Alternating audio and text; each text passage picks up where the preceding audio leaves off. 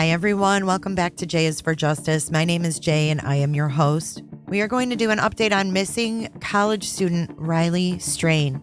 We got some more information today from a press conference, including their new search efforts, as well as Riley's last text. Let's get into it.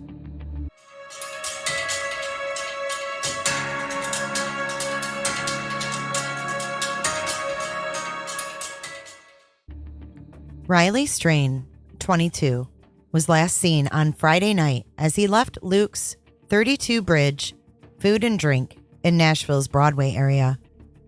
The senior's stepfather said in an interview on Monday that the days since Riley's disappearance had been pure hell. His family has traveled to the city and has been walking the streets looking for the young man who called his frat brothers after leaving the bar, saying he was going back to their hotel. Riley's friends tried to call him repeatedly after that on Friday night and on Saturday morning, but the calls kept going to voicemail. The Metropolitan Nashville Police Department released video footage on Tuesday showing Riley wearing a two-tone shirt crossing First Avenue North to Gay Street at around 9:45 p.m. on Friday. That spot is just over a half mile from the bar. As Riley stumbled down the Nashville streets, he starts running and runs right into a pole where he then falls down. And if you look closer at this footage of him walking after that, he seems to be holding his head. Perhaps he injured his head and he was bleeding.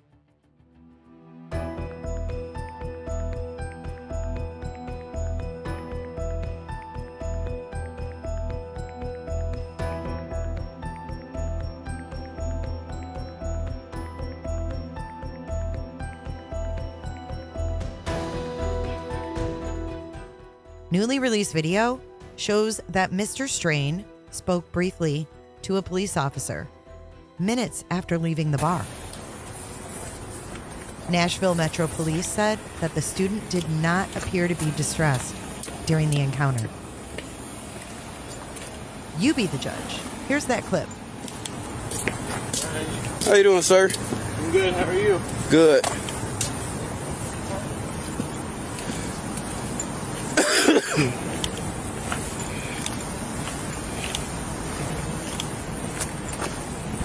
The police officer was there to investigate a car break-in.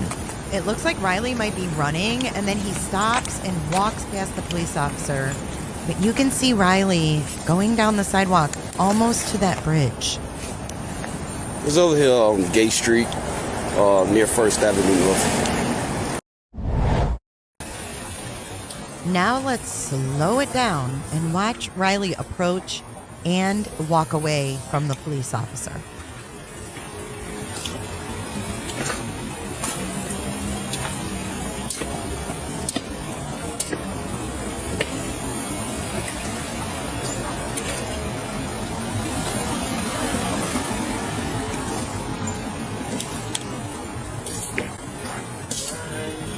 How you doing, sir? I'm good. How are you? How you doing, sir? I'm good. How are you? Good. Now, guys, I don't have the best eyesight in the world, so I can't really tell if there's anything in his hands. I can definitely tell that he's wearing a watch, but I'm not sure if I've heard that Riley had an Apple Watch. We do know that he did have an Apple iPhone, and that has not been found.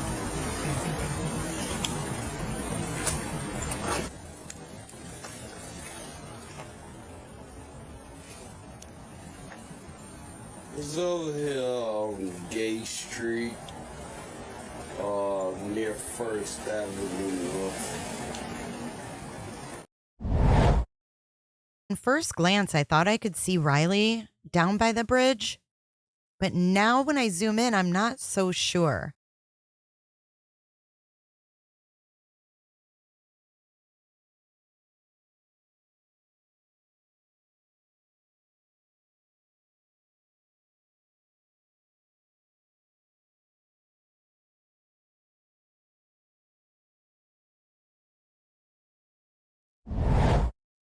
So I took to Google Maps to see what is down by that bridge because I see something that looks like some kind of a post. So, see one here. And then there's several things down this way that we could be seeing in this video. I'm not really sure. Let's take another look. It's over here on Gay Street, near First Avenue. It's over here on Gay Street, near First Avenue. It's over here on Gay Street, near First Avenue. In looking closer at this area of the bridge, it does appear that there is an opening in the fence right there. Why he would go around the guardrail is beyond me, though. So maybe this is not where Riley Strain actually ended up. Moving on to today's update. I was reading an article that said that Riley Strain's family actually requested a meeting with the Metro Nashville Police Department. And then today we had a very long press conference, and we're going to walk through that press conference now. Riley's family is so emotional and heartbroken. These are the emotions of a family that is truly missing their child and has no idea where he is.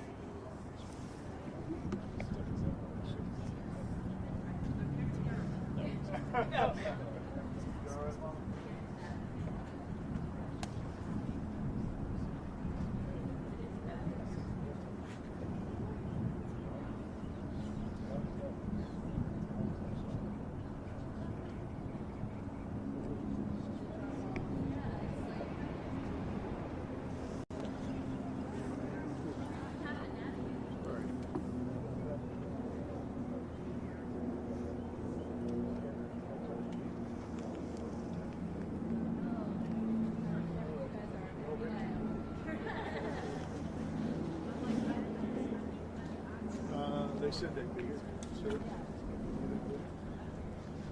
Y'all ready? Hold up just 1 second. We got another crew here. You want to set up?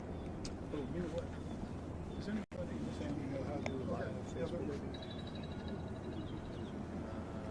I don't. Yeah, I think you just have to go live. Lisa, Anybody here know how to do? I'm sure you do a live live Facebook feed. Yes, sir. Would you be willing to do that for me? Yes, sir. We can put it on our page.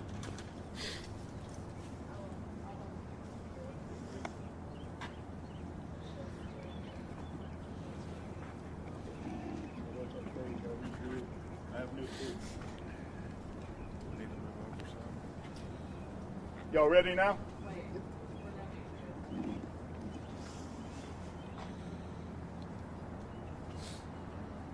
All right. Oh, I'm sorry.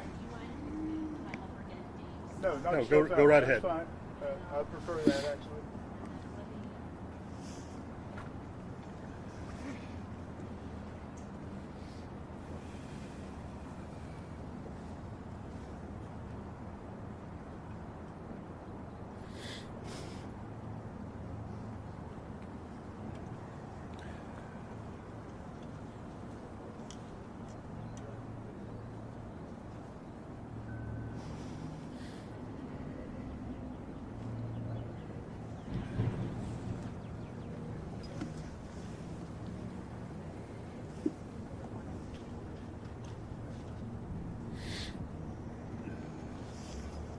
Y'all ready?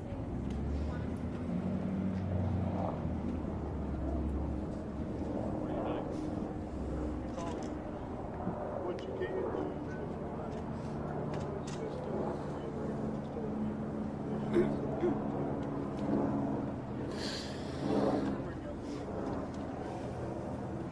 Okay, everybody ready now? Yes, sir. All right, go ahead. Good afternoon. Want to thank everyone for coming out today. With everything that's gone on in the past few days, we've been reached out to and we've spoken with Dave with the United Cajun Navy. We feel that we need the extra resources to come in and help us as we try to get more organized for our family and see if we can't bring some more clues to light. We're very grateful for everyone that's done everything so far. We ask that you continue. We ask that you work and help with us to become more organized, because we don't want individuals out there alone without us knowing, so that we want to make sure everybody's careful. Safety is the number one priority. We appreciate more than you'll ever know the outpouring that we've received from the community, from the press, and everyone else involved. Our goal is still to bring Riley home. We feel that is still a very pliable goal. We feel like Dave and his team and the volunteers that he knows are very skilled and will help bring this for us. This time, I'm going to turn it over to Dave and let him kind of bring some information to light. If we have questions at the end, we'll be more than happy to address, but I do ask that we have a little bit of courtesy for what we're going through right now, and give us just, a few questions, and we'll again meet as we have more information, okay? Thank you. Dave? My name is David Flagg. For those who don't have the spelling, last name is F like Foxtrot, L-A-G-G. And I am the National Director of Operations for the United Cajun Navy. Those of you who may not know, people who are in the audience that may not know, we are a disaster response organization. We respond to natural disasters, all over the country. We're formed during Hurricane Katrina, when New Orleans was flooded so badly. We had just a bunch of good old boys that had boats and took it upon themselves to go out into the waters of New Orleans and start rescuing people, taking them supplies, etc., etc. Fast forward to today, our organization has been to almost every major natural disaster in this country, to include Hurricane Michael, Hurricane Ian, the Texas wildfires. We have people there now. The fires in Maui. So that's kind of an brief overview of what we do. We also obviously get involved in missing persons cases. We do search and rescue, and focus on providing supplies of whatever nature the people might need them, food, clothing, etc. To touch on the reason that we're here today, we were contacted by Riley's family and asked to step up and provide some more resources to this search activity. And we have been pretty much involved from the very first day that we heard about it, which I believe was on Monday, would have been the 10th, 11th, whatever day that was. We've had an airboat here on the river. We've had people involved behind the scenes and following this and understanding what's been happening here with regard to the search efforts of individuals. We felt that it was probably a real good idea for us to step in and organize a structured and organized search activity for this. We also have, today we have a hovercraft coming in and a pilot to run that craft. If he gets here early enough, we will be on the river today. And if not, we'll start early tomorrow morning and spend a good bit of time on the river here, assisting in that search. We had an airboat here, and that individual will be returning, I believe, Friday, possibly Saturday. I would reiterate what Riley's father said. Our main focus, obviously, is to find Riley. Our secondary focus is to ensure the safety of the people who are out here searching. If we have folks just out on their own on these very steep and treacherous terrain on the riverbank, and other treacherous aspects of this search. We don't know. We don't know what's going on with you. It's not safe. It's real dangerous. So I would encourage any volunteers who have been here and are searching to please come under the umbrella of the United Cajun Navy search. We will be putting together a structured and organized ground search at some point in the near future. I don't have the specific information on that yet, but I will make that information known once I have it. If you do intend to come out and search with us or to continue to search on your own, there are some safety aspects that you need to know. Number one, you need to be wearing some sturdy shoes. You need to have some heavy gloves on and some nitrile or rubber gloves as well. There's a lot of garbage and debris and needles and bodily fluids of one kind or another that are on these riverbanks that you really don't want to be exposed to. So that's what I would ask of you, just for your own safety. And I would also reiterate what Riley's father said. If you all do have questions for the family, please be very, very sensitive about the nature of this incident. As you can imagine, those of you who have children or don't have children, I guess the best advice I could give would be don't ask a question of the family that you would not want to be asked yourself. That's pretty much all I have to say. If there's any questions, I'll be happy to answer. Just one thing that I wonder, for you and for the family, the police have been steadfast for at least several days in saying that they don't suspect any foul play. Have you seen the evidence to that? At this point, there is no evidence that I'm aware of that would indicate foul play. Y'all know how it goes on Facebook and social media. There's been a lot of chatter on there about the fact that Riley's debit card was found on a riverbank, and that is prima facie evidence of criminal activity, something to that nature there. I don't agree with that. Obviously I'm not the investigator.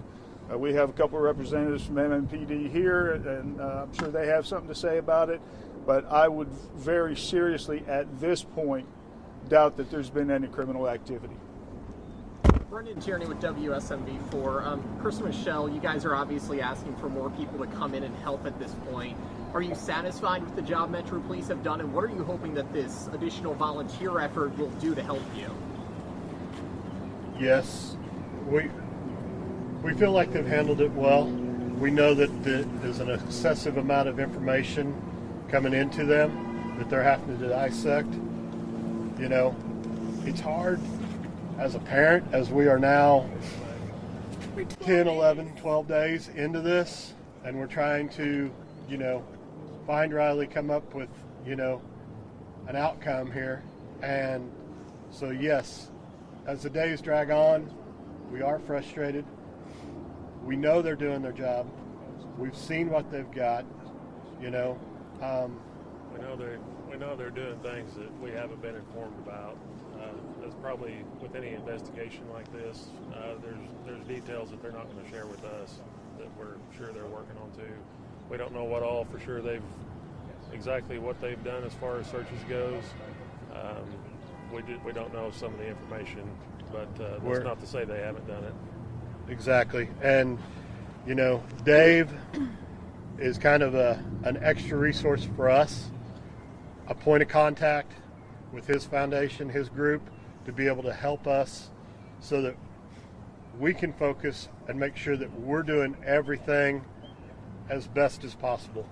It's been hard being from out of town, being from 6.5 hours away, to put a structured program together when you don't know everywhere that you're at, you don't know the lay of the land as well, you don't have your family and your resources that are in your hometown to be able to help guide you and lean on to build a organized search. And that has bothered us, and Dave is our answer. Kind of rewinding a little bit, I know that y'all saw the bar footage for the first time, potentially. Is there anything significant there that you feel comfortable sharing at this time? The only thing really that we have seen with our own eyes is in the bar footage would be Riley and his friend going down the stairs just before he exited the bar. His friend turns around and goes back up the stairs. We're not focusing on a lot of the stuff that happened earlier. We're still pushing forward, and we're trying to figure out where he's at now.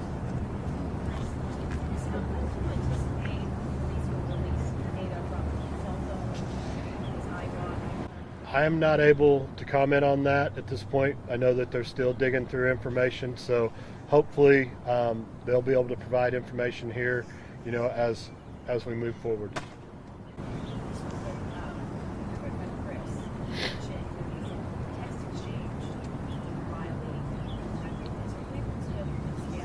We know that Riley was possibly texting and communicating with multiple people.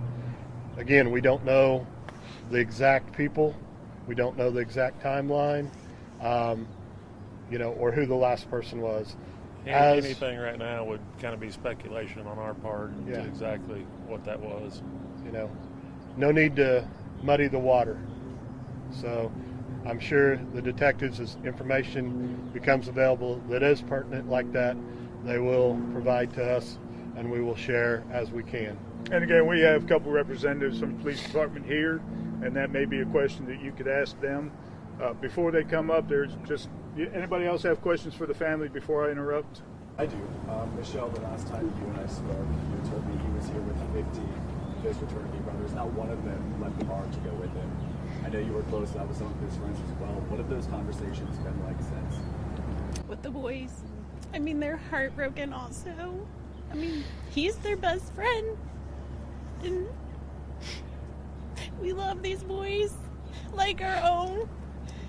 And it's just as hard on them as it is on us. And right now, we really are focusing on bringing Riley home. His last point. He's my best friend. He's everything. Is that it?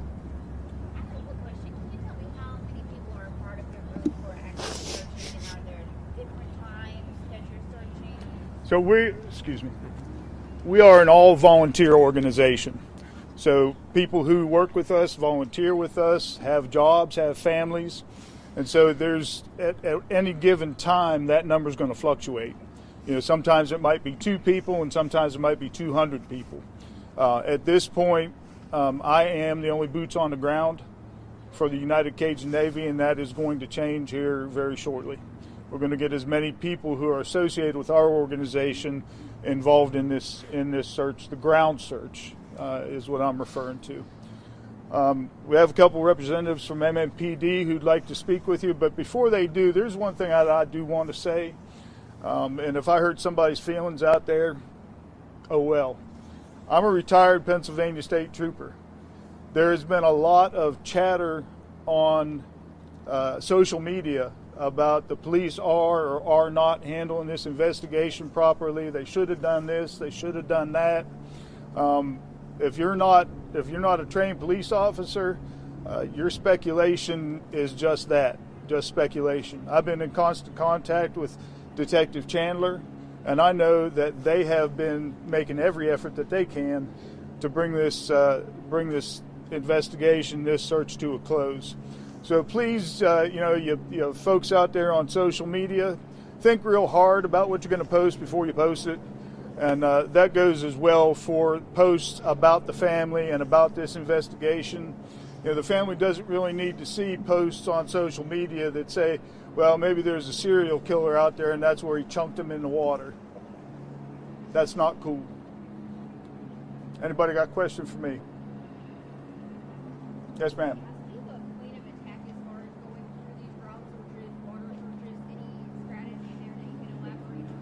Give me the first part of that again. I missed it.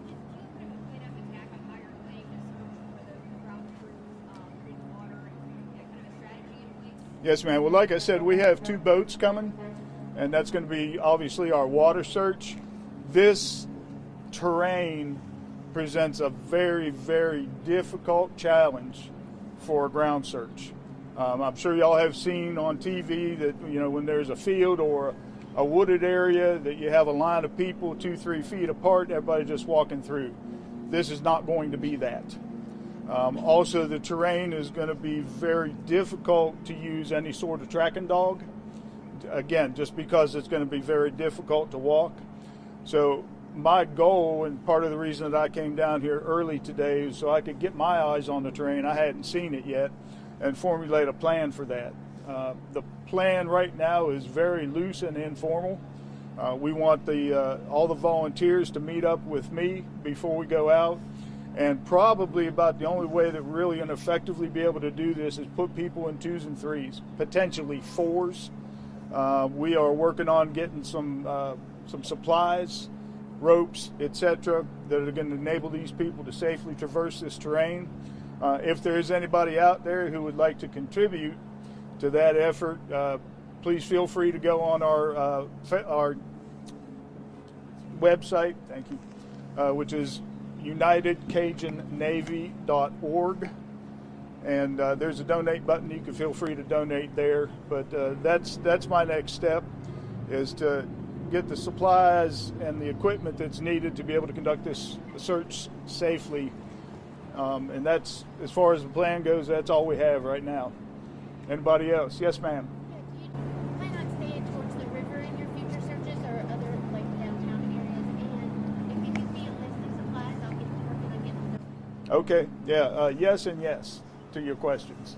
At this point, we're going to focus on the riverbank area and the water, because that appears to be the last place where Riley was seen.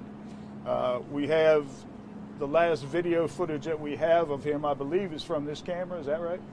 From this camera on this building here, and the video footage from surveillance cameras all around the area do not indicate that he ever came up this way or up the steps by the courthouse or anything of that nature there. The last video is of him going underneath this bridge right here, and that's pretty much it. Now, that doesn't mean that we won't do some canvassing of the homeless encampments and the downtown area where there may be other homeless people, simply to see if we can pull out any other information. Speaking of which, if there is anybody out there that has any information about this, please step forward and get in touch with me. You can reach out to me on our Facebook page, which is simply United Cajun Navy on Facebook. If you are scared or concerned about the nature of your information, come and get hold of me anyway. All right. Our main goal here is to bring Riley home. Is there like an email that potential volunteers for this help, or should they just message you on Facebook? Or?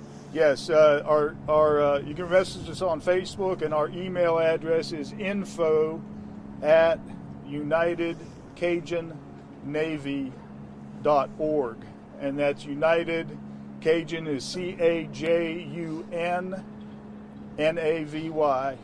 UnitedCajunNavy.org. Anybody else? Now, this really got me, because the whole time I've been watching this, I'm thinking, someone give that mother a hug. And watch this. I'm Detective Anthony Chandler. This is Sergeant Bob Nilsson. We're with the Homicide Cold Case Unit from Metro Nashville Police, and we've been heading up the investigation into Riley's disappearance. As Mr. Flagg said, we've been in contact with him since the very beginning, coordinating what we could as far as with the family's active participation in locating Riley. That has been, and to this day remains, the top priority. There has not been any evidence that has come forward to change this to an ongoing criminal investigation at this time. Regardless of what else has been put out there, there are several leads that we are following up with on a constant basis, and an influx of information that is coming forward at all times. We are going through every single piece of that information, but the priority remains locating Riley. As he said, I'm Sergeant Nielsen. I gave a briefing to our chain of command all the way up to Chief Drake yesterday. They're well aware of where we are with the investigation at this point, as well as the resources. We do have our boat going back in the water this afternoon, along with members of the Urban Search and Rescue Team. that will be combing the area, researching the area. It's been mentioned already today, and it's also been asked, things like, why was that card found and why didn't we find it? As Mr. Flagg pointed out, there's a lot of variables in these investigations, and if you've not been skilled or trained or experienced in these investigations, you don't understand a lot of these things. As Don Aaron put out the other day, when we start a missing person investigation, we're looking for a person, we're looking for a body.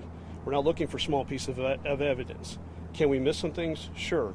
But our primary goal is to find Mr. Strain and bring him home safely.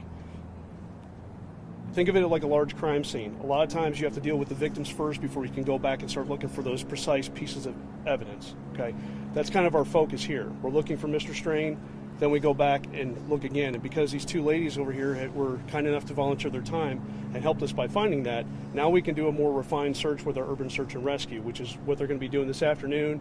And as Mr. Flagg said, with a lot of volunteers, if you're coming down to volunteer, understand it is very treacherous terrain. That's why we're using urban search and rescue and not just anyone on the street, because our people are trained, they're equipped, they have everything that they need to conduct these searches. You won't even see a patrol officer go to some of these areas that are more treacherous. Why? Because they don't have the rappelling equipment and things of that nature. So we're utilizing all the resources we can. We've also going to be reaching out to Office of Emergency Management. They've been helping us quite a bit. Over the weekend, they've been back out with a boat, divers, cadaver dogs. They run sonar. Our boat has sonar. It's the same stuff. People have asked about TBI. It's the same resources they have. So there's not been a need for us to get additional assistance from these other agencies. However, like Mr. Flagg, Cajun Navy, they have that experience. They want to volunteer their time. They've been very gracious in talking with us, saying they're going to help us out. Not a problem at all. But again, if you have a structured organization like United Cajun Navy, you have the safety protocols in place, you have the equipment and the resources to utilize to conduct that search, as well as to make certain everybody's safe doing that. We're going to continue to search. We're still filtering all the Crime Stoppers tips, as Detective Chandler said. I cannot stress enough the volume of information we've gotten. We've had people get frustrated with us because they'll call us, say, on a Monday, and they don't know why we haven't gotten back to them on Monday. And I've had to explain to them, we have to weigh every piece of evidence we get, or information rather, evenly. We can't just jump to the top, because quite honestly, there's a lot of tips that we're getting that are not tips. They mean well, but they're not tips. So we have to prioritize what's actually providing information. And some of the other things I have my detectives doing today is recanvassing the area for video. And while we don't think Riley may have been in any of these homeless camps away from this area, those are areas that we're going to be working on this afternoon ourselves. In regards to, we've had questions about some of the behind the scenes things we're doing, search warrants, that kind of thing. Please understand it's an open investigation. We cannot share that information with the public because it's an open investigation. It can, if it were to turn into a criminal investigation, well, obviously now we're negatively impacting that situation. So please understand, if you call us and you're asking us questions, there may be some things we cannot answer, and it's to maintain the integrity of the investigation, as well as any potential evidence should there be a criminal component to it. I would also ask, as Mr. Flagg and everybody has, if you have questions for the family, you want to help the family, that's great, but please also respect their privacy. These kinds of incidents that happen, sometimes people with the best of intentions don't know the best way to approach people, and it can cause more stress for the family, so please be mindful of that. What am I missing? I don't think. One of the other things I wanted to make sure everybody understood, all the businesses and everybody we have asked for assistance as far as video or any other information, we have had absolute cooperation from everybody involved. There has never been a time to where anyone has had any issue in giving us any other information. To go along with what Mr. Flagg said, I know earlier I said this is not a criminal investigation this time. Should we uncover something that would change that, it's important that we go through one centralized source to where we know we can then change the manner in which we're searching and can start to conduct that in the proper manner. So if you do want to volunteer, we welcome all eyes to come help try to find Riley. But if we stumble across something to where we need to change the direction of the investigation, it is important that it's through one coordinated source and they're able to get the information back to us so we can adjust accordingly. I think the only thing I would like to add before we open up the questions is one of the concerns people have called in multiple times about is that he was, Riley was being chased, he was being followed. We have seen no evidence of that. We've been through the video multiple times, and that is the reason why we released that body camera footage, because that officer had an interaction with him, and we've talked to other people that have indicated to us there was no injuries on Mr. Strain when they observed him, and there was no indication that he was running from anything or he was in fear. There's been a lot of misconceptions, a lot of misinformation out there, and we're putting out everything we can to dispel all of those misconceptions. We're happy to answer those questions, but again, people are taking what has already been put out, what the media's put out, and then putting their spin on it, calling back with Crime Stoppers tips that are not actually tips. They're their theory on what happened. We love people calling in and helping us, but we need actionable leads that we can follow up on. So please understand too, when you don't see us, like my detectives out in the field constantly, it's because we're trying to prioritize those tips that we're getting to find what's actually useful information that we can follow up on, because sometimes we get tips that we can't follow up on. It's just a statement somebody's making. So with that, you have a question, ma'am? Yes, sir. So the credit card being discovered separated from wherever Riley is and potentially separated from his wallet, some would say that could potentially go either way. Sure, maybe it just fell out and he didn't even realize, or maybe it was forcefully removed. So how do you decide which it is and which side to lean on, whether missing person versus criminal? Because a lot of folks would say, well, that could certainly indicate, or lay people would say, that could certainly indicate criminal activity. Once we recovered the card, it was secured and processed properly to where it can be examined as far as going into a criminal matter at a later time if it's so needed. How does the United Cajun Navy fit into MNPD's command structure? We pretty much allow our people with the emergency contingency section and USAR to coordinate with them, because we do cold case investigations. We don't handle that part, so our job is typically to get them in touch with them and let them coordinate between the two, because they have the knowledge and expertise and they know how to communicate with one another and schedule with each other what they're going to do, how they're going to do it.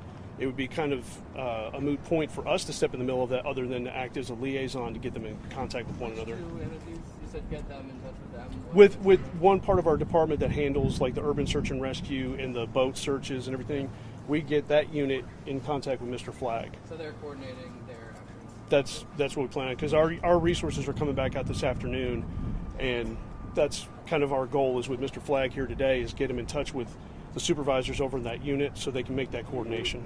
And then at what point would your office decide to no longer continue the investigation? Until we have no other actionable leads. But because we work cold case, we continue working it until we just have nothing. And as new information comes in, we continue to pick it right back up and go right back to it. This is not going away.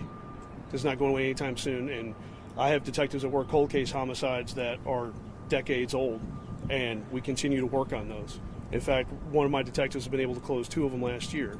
So I say that to say this isn't going away. We keep going until we have absolutely nothing, no new tips, no traces of anything to follow up on. But until that happens, we're still going to be out here doing everything. How would you describe the actionable leads in front of MNPD right now? In what regard? You said we're going to keep going until we have no action. Meaning if somebody calls in with a theory, okay, that's one thing. But unless they're giving us information like a name, a location where they saw a suspicious person, thought they saw a piece of an item that belonged to Riley, that doesn't help us. So we have to filter through to look for the things they're saying. Hey, around this time I saw John Doe at this location. He might have been wearing a similar shirt, or maybe he was talking to Riley. That's actionable. That's something we can follow up on. We can look for video cameras in the area. But when they just say, I just saw a homeless guy in the area, that doesn't help us, because it's nothing we can follow up on. Does that help? So enough of those actionable leads are still coming in right Yes, sir. now? Yes, sir. And actually, that's why we were late coming up here, is because we've been following up on more of those. When we last heard from you guys on Thursday, you were still waiting on cell phone and Apple Watch data. Have you received all of that at this point? And if you have, what have you been able to find from it? At this point right now, what we have originally from Apple is what we're working off of, and all of the location data is what we've already released. So at this point in time, that's the same information we're going to be working off of. I have a simple question. On the video that I saw, a lot of people were around, and they could have done something to help this young man.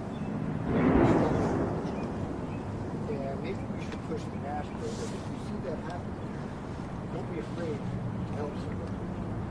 I mean, literally, on that video, I saw a lot of people that saw how drunk that guy was.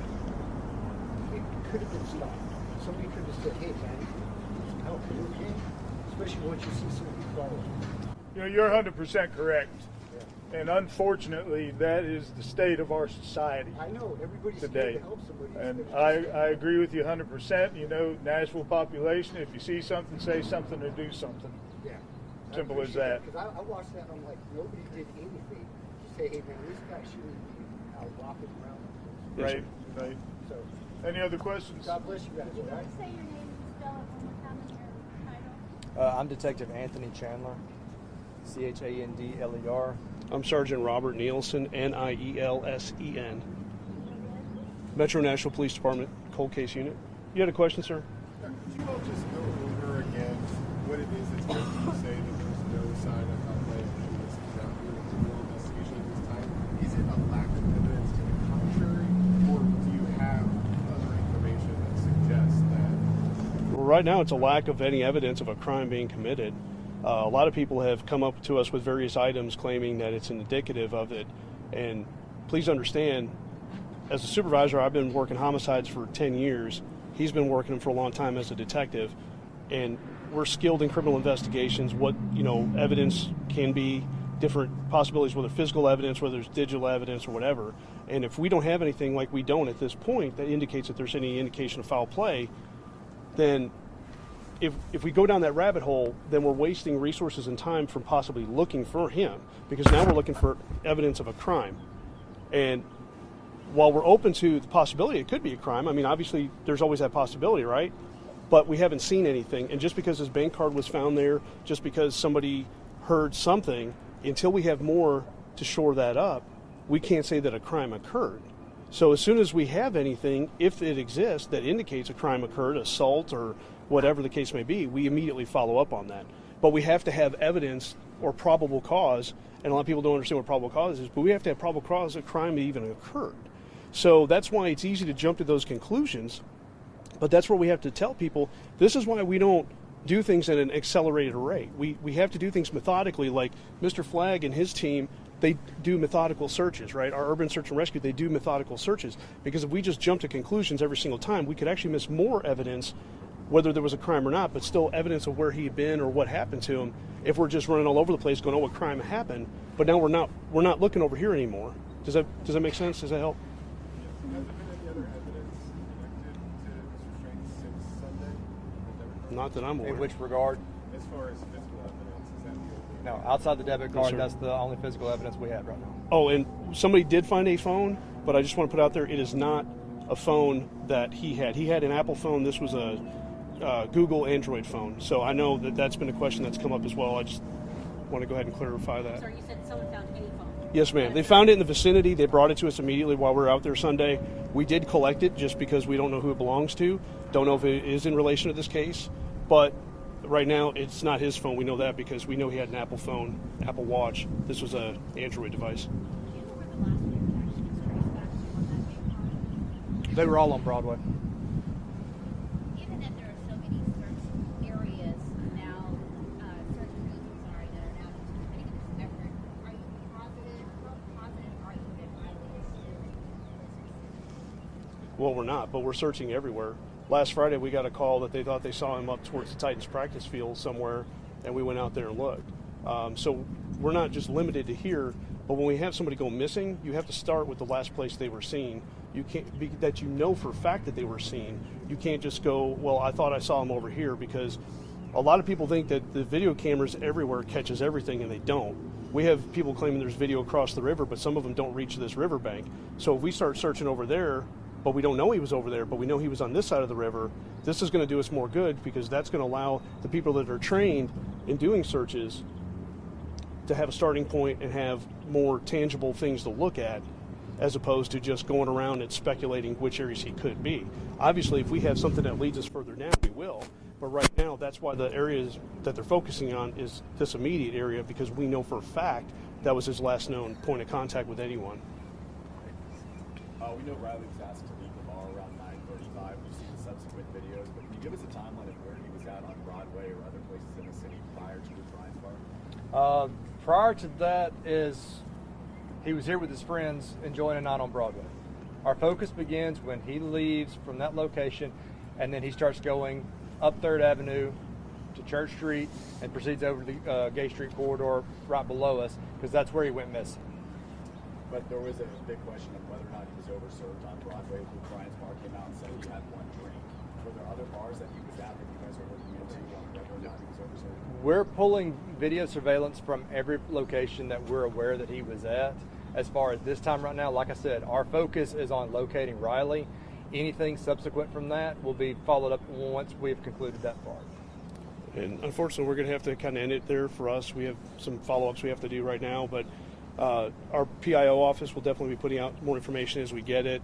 The family, we've been in contact with them and updating them as soon as we can. So appreciate your time. And if you have any other questions in the meantime for our department, please focus them to our PIO for today. Thank you. No problem. Thank Guys, you. this is so sad. These guys. But here is a part of the press conference that I have honestly never seen before.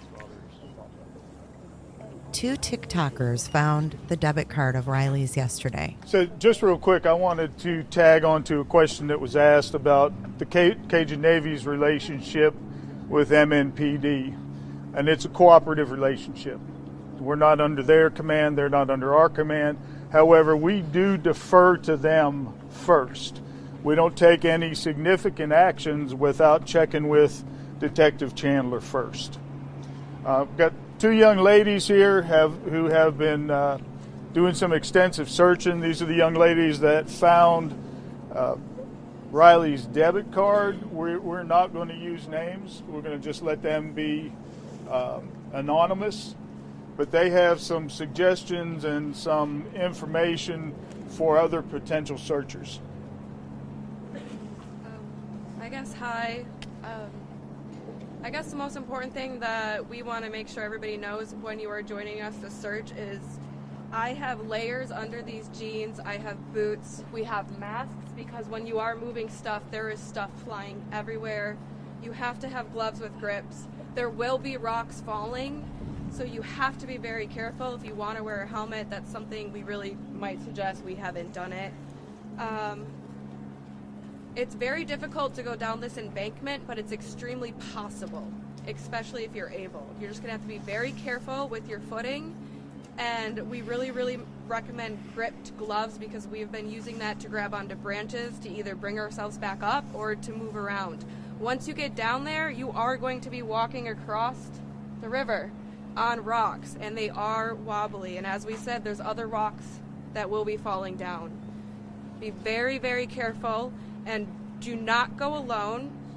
I did not go until she came with me because we knew that it would be very dangerous if something happened. Nobody would be able to find me then.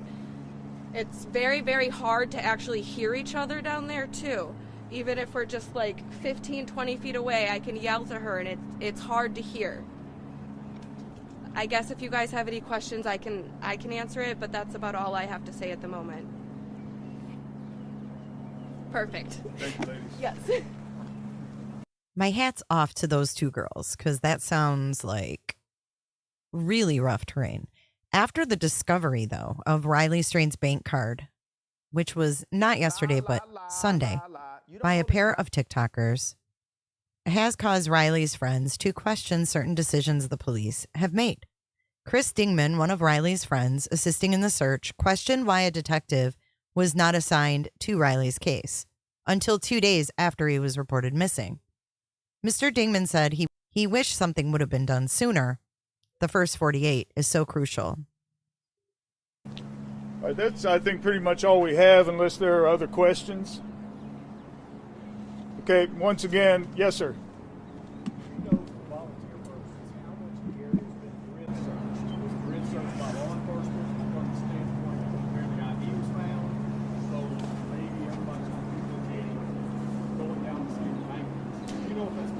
I don't know if MNPD has done a grid search. To my knowledge, none of the volunteers have done that. And it's, again, going to be very, very challenging to do any kind of grid search in that terrain. We are going to try to do something that approaches a grid search, but all I can tell you is going to be is the best we can do. Yeah. Yes, ma'am. What is the best way to sign up to search with you guys? I would go to www.unitedcajunnavy.org or send an email to info@unitedcajunnavy.org. That comes, both of those come to me. All right. Anything else? All right. Once again, I just want to thank everybody, the whole community, the online community, all the volunteer searchers that have been involved in this.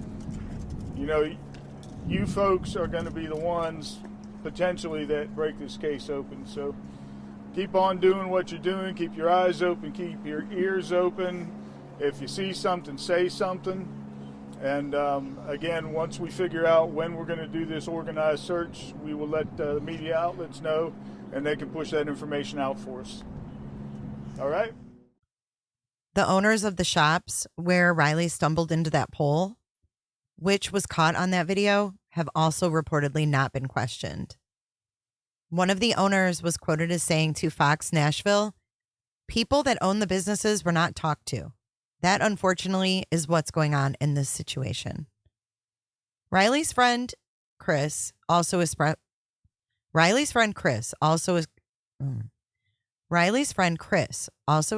frustration that it was amateur sleuths and not the police who managed to locate Riley's bank card near the river. He believes that police have jumped the gun on concluding that no crime had been committed. Nashville police said they briefed the family on the latest, and in this press conference we just watched, we hear that they say there is no evidence of foul play. This case reminds me so much of another case that I covered. I actually had the best friend of the mother of Brendan Santo on my show. He was a boy that went missing on Michigan State's campus. He was a Grand Valley State University student, but he was there to celebrate the Michigan State game and went missing while he was walking back from a dorm. Here's a little clip on that and how long it took to find Brendan, who was found in a river. Missing for nearly 3 months, the search for Brendan Santo came to a close on Friday afternoon.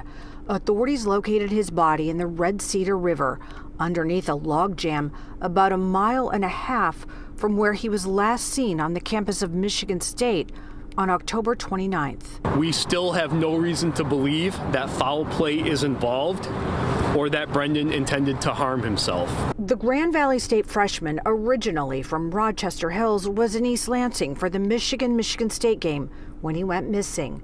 From the very beginning, police focused their efforts on the river.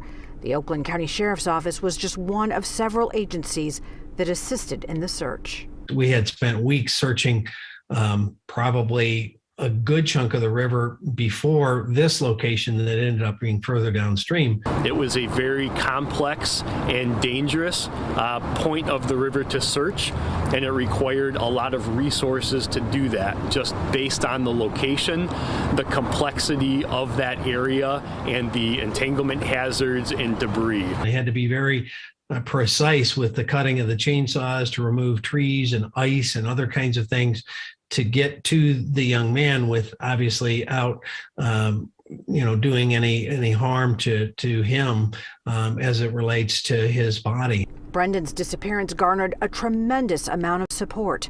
Volunteers took part in organized searches. More than 45,000 members in a Bring Brendan Santo Home Facebook page.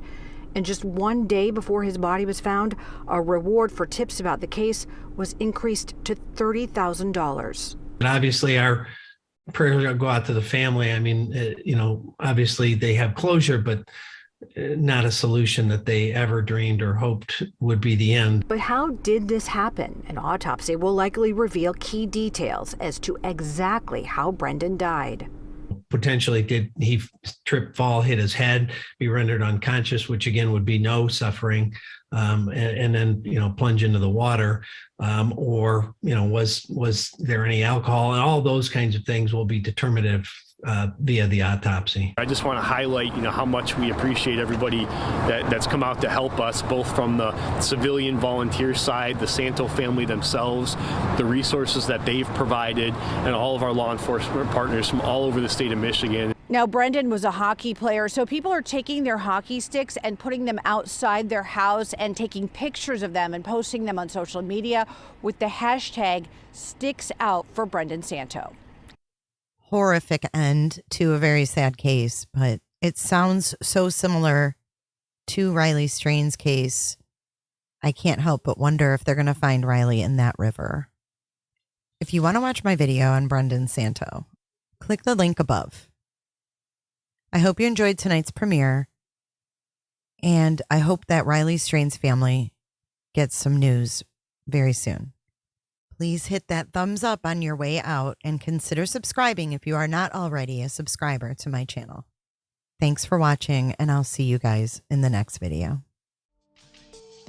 Be sure to check out my other videos and playlists for more true crime content. And if that's not enough, you can join our Patreon. Don't have a tinfoil hat? It's okay. We'll make you one. It's that easy. See you guys in the next video. See you later. Bye.